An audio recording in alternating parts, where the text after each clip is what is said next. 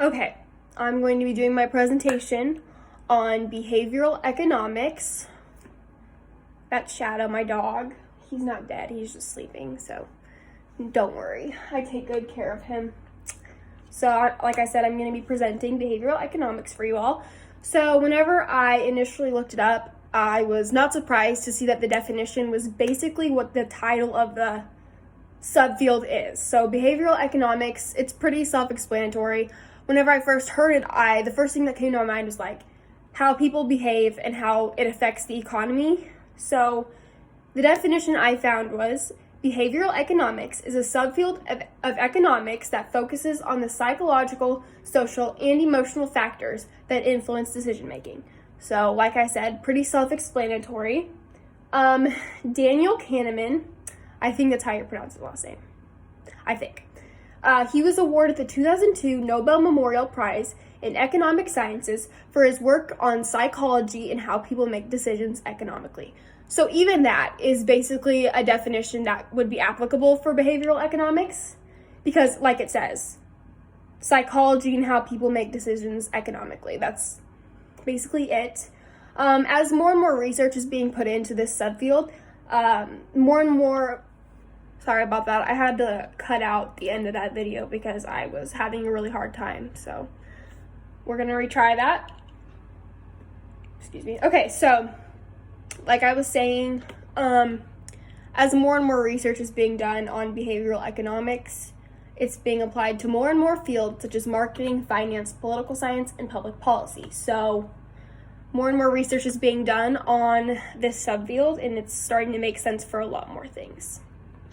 So in most cases, people act rationally. In other words, like we can kind of look back at the habits of people and how their lives affect their like choices when it comes to economical decisions. So like when the price falls for a product, consumers are quick to purchase more of the product due to the low price. However, economists also know that there is bounded rationality, which means there's limits on things like time, information, and abilities, which might prevent people from seeking out the best possible outcome for them. Here's an example.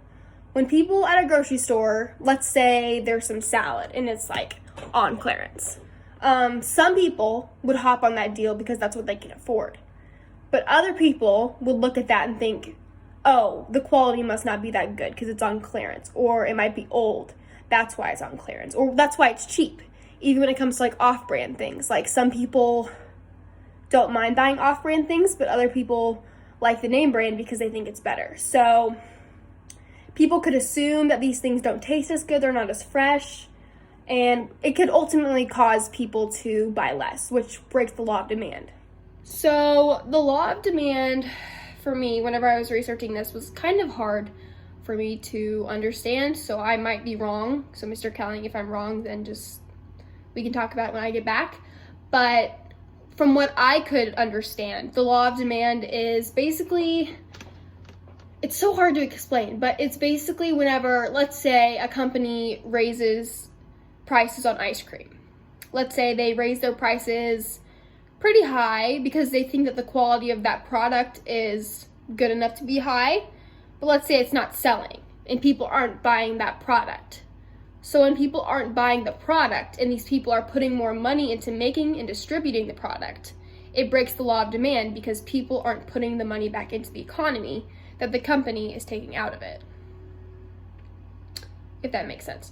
Or in this instance, whenever it comes to the cheap stuff, let's say people aren't buying this stuff because they think the quality is just cheap, not just the price, and maybe it's not fresh or it's not good, so that's why people aren't buying it. So when this company thinks like,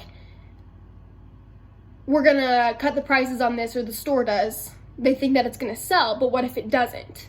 Then it just wastes product, and the company doesn't benefit from it. So that could break the law of demand, if that makes any sense. Correct me if I'm wrong. I'd love to have a discussion about it when I get back. But in conclusion, there are still a lot of things about personal decision making that are yet to be understood.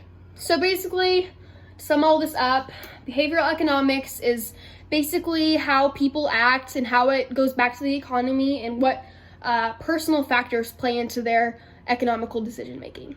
Thank you.